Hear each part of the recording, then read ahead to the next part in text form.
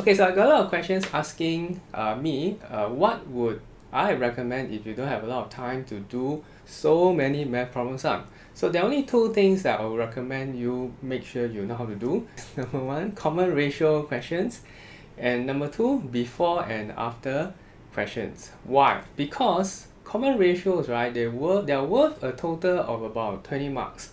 If you look at the past PSLE questions, right, every PSLE you get common ratio kind of questions.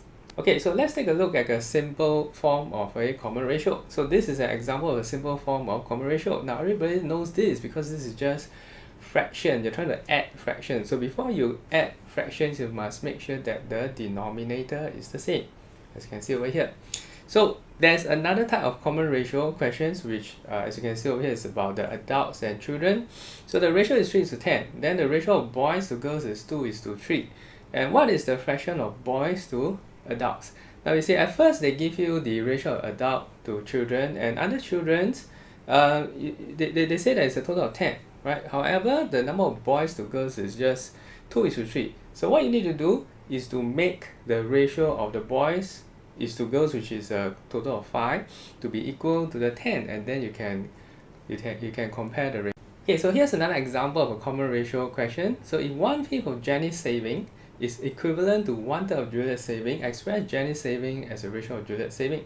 So if 1/5 of Jenny is equals to 1/3 of Juliet, that means Jenny has got 5 and then Juliet has got 3.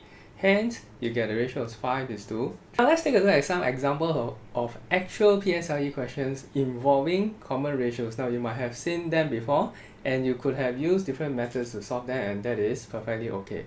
So in this particular question, we have a bag of straws with 3 different colors.